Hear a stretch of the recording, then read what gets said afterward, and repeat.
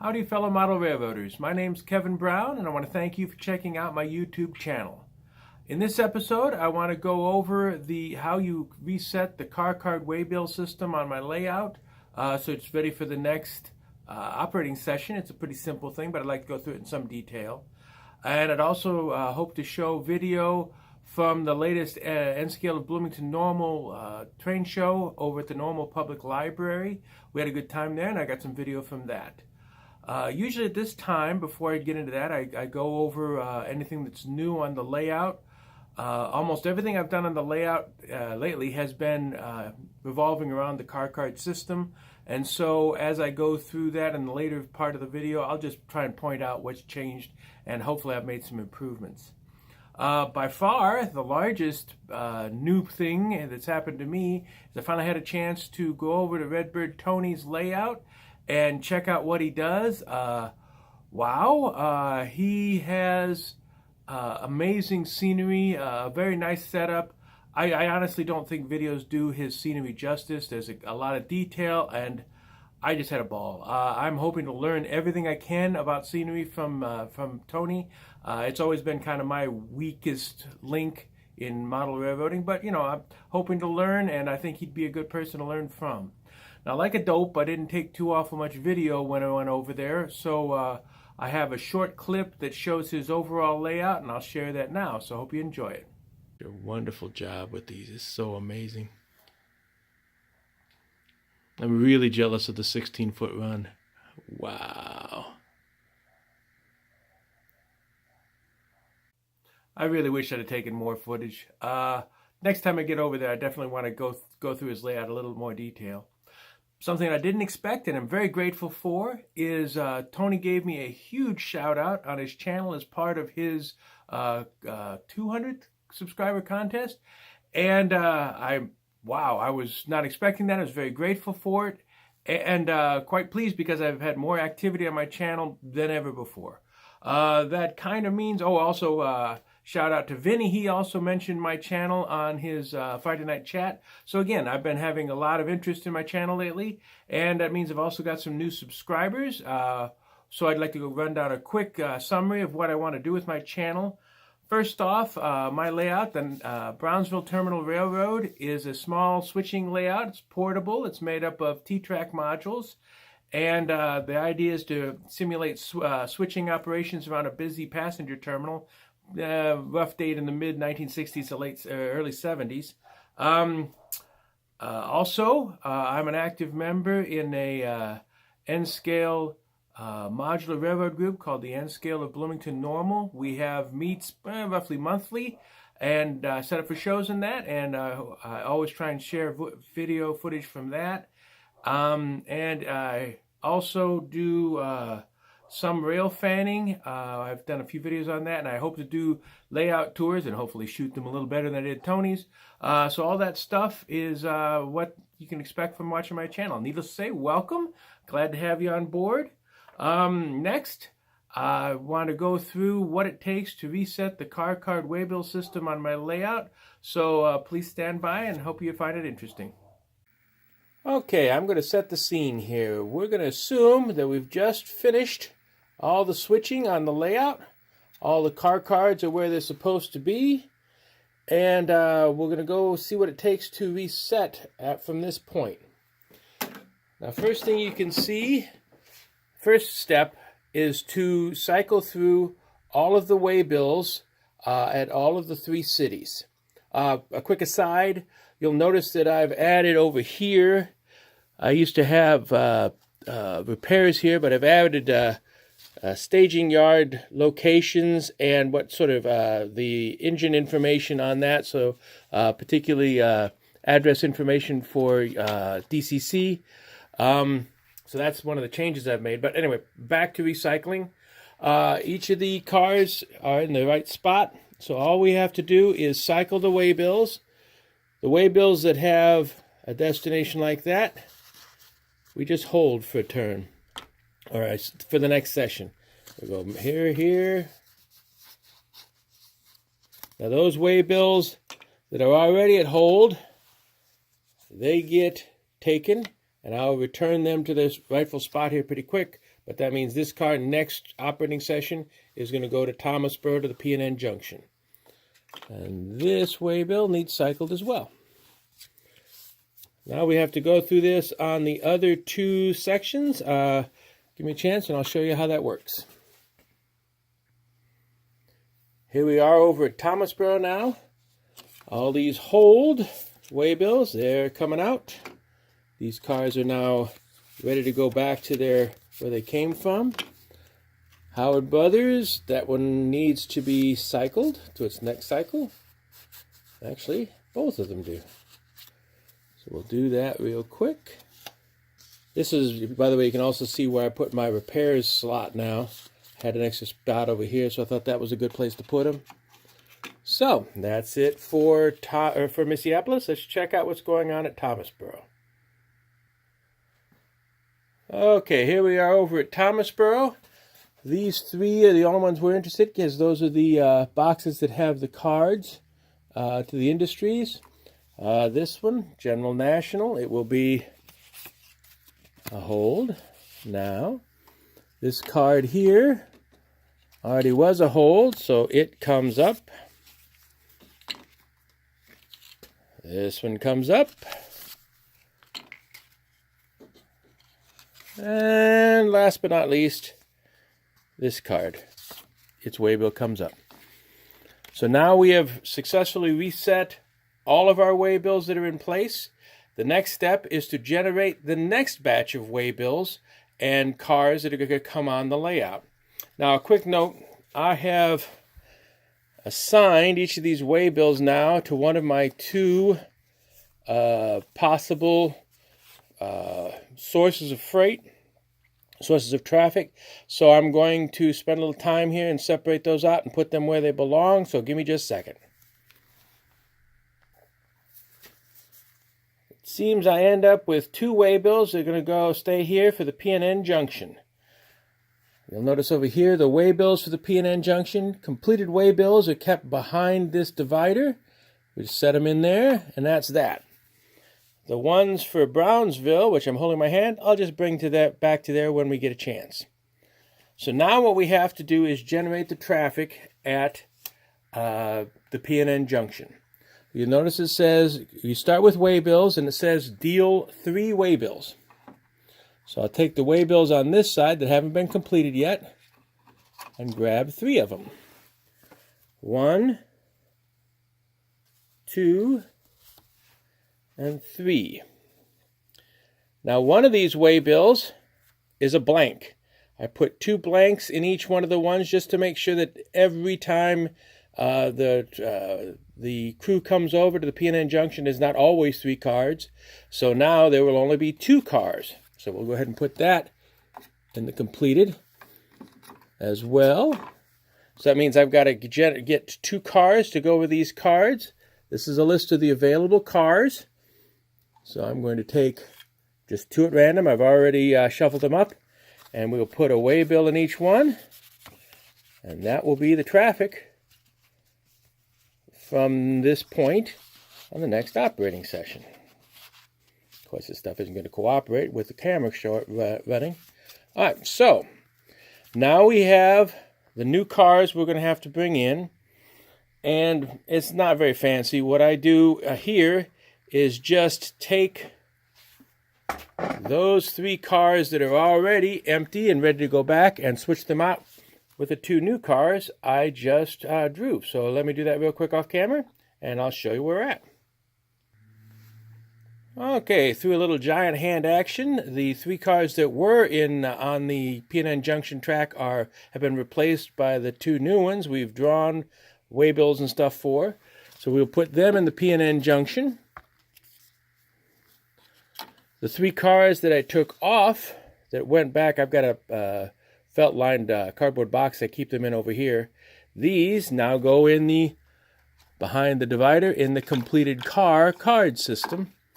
The idea is, as soon as either the waybills or the cars wear out, run out, then I shuffle the ones behind the divider, and that'll be the next batch I work from. Essentially, once you get the system started, it just continues to go continuous as long as you want to keep running it.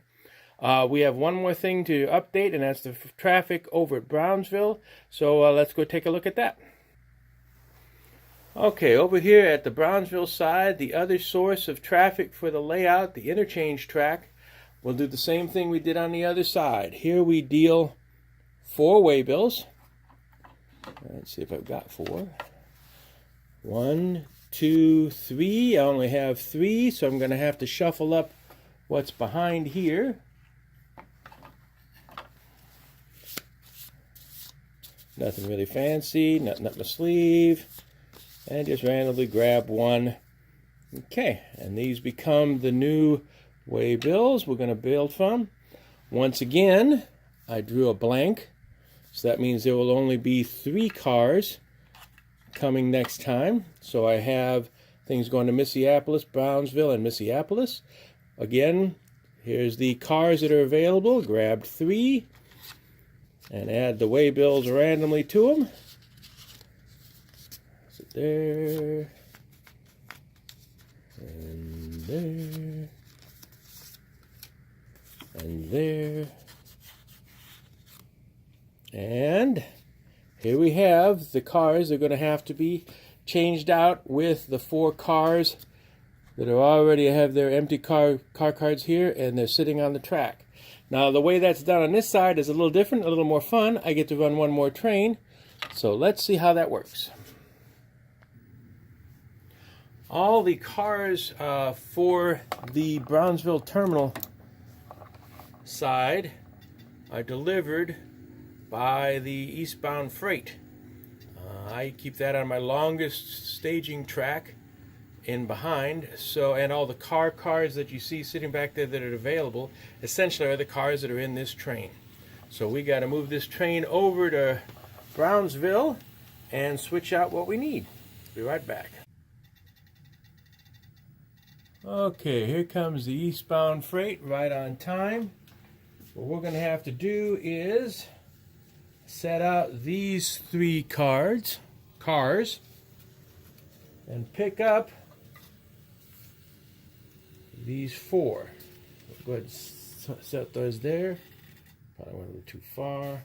First thing first, let's pick up the cars that need to go out.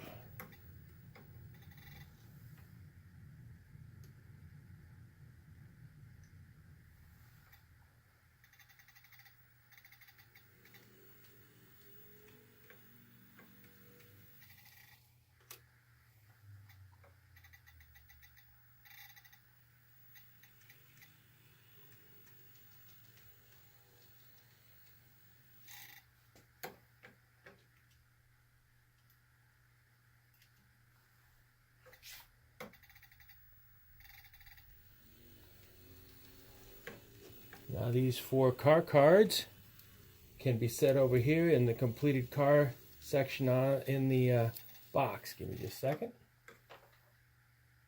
Put it behind the divider. And now I have to pick up these 3 cars out of here and set them there. Fortunately, they're all together. That was purely accidental. So let's go ahead and do that right now. Oops.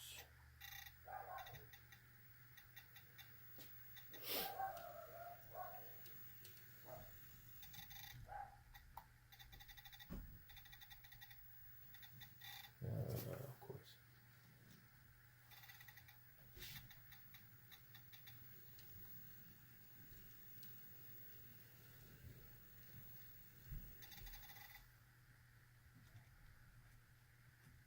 Sounds like my wife is home.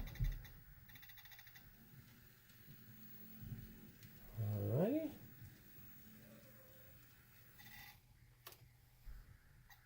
Just to confirm, there's the gondola, there's the boxcar, there's the tank car. All that's going to be switched out next time. So let's go put them back in the interchange track.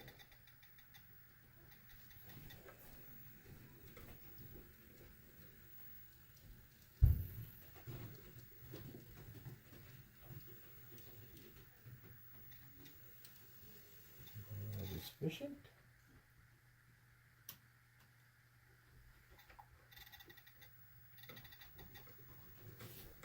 These now go. Interchange track slot.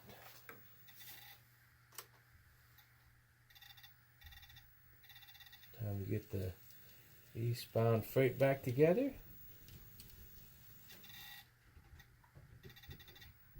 And off he goes. Past Brownsville into the hidden interchange track and be ready for the next time we have to set out cars. So there it is. In a nutshell, that's what it takes to get between operating sessions to get this car card system ready for next time. It doesn't take that much time, and I get to run one extra train, so I kind of like it. Hopefully that clears up any confusion or questions you had on how this works. Truthfully, I think it's one of the strengths of the car card system that it does recycle pretty easily. What have I spent maybe 20 minutes getting ready to go, and now I've got another hour or better of switching ahead of me, and that's kind of the way it works. I hope you enjoyed this. Next, I want to show you some footage from the N Scale of Bloomington Normal meet at Normal Public Library. That was a few weeks ago. It's always quite fun, so I hope you enjoy the footage. Thank you very much. Well, you can't touch the train.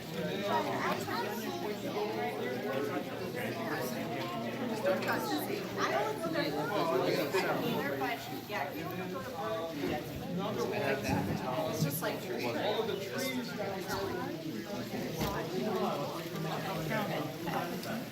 Oh, sorry. No. Okay. I'm gonna reach that.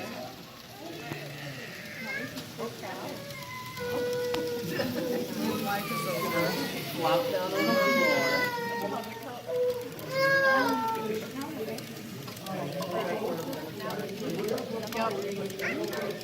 Yeah. Yep, pretty much. But not let me play in the garbage can. What happens when you like play with someone and then like destroyed.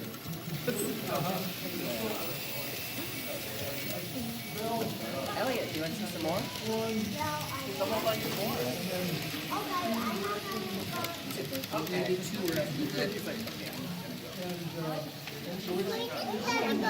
Have the fun and find out. Yeah, absolutely. These European buildings, that's cardstock. It's just printed off the European buildings on the other side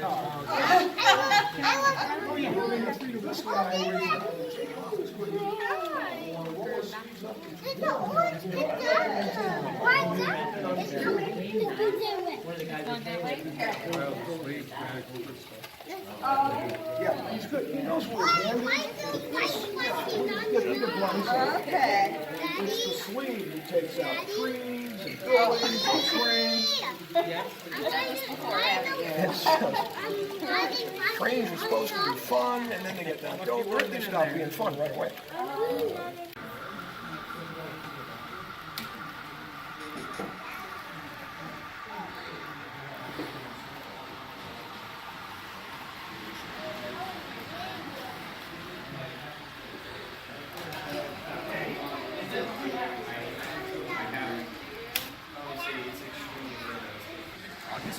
But they say it's like going to be worth it, you know, when I take the AP test and I get college credit for it. But I don't know if it's worth it. Because I'm probably going to fail this AP test. It'll be too hard. And that won't all that over there.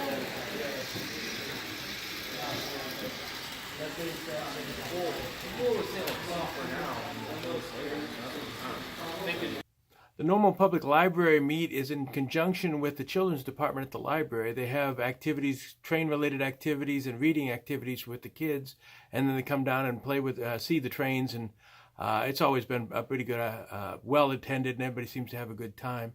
The last part of that video, there were two separate HO layouts and a three-rail O layout set up by some younger, not really members of our group, but younger people that really want to show off their model railroading stuff. So we have a ball. It's always a very good time. This video ended up a lot longer than I was expecting, so I'll try and cut this short. Need to say thank you for watching. If you liked what you saw, please subscribe.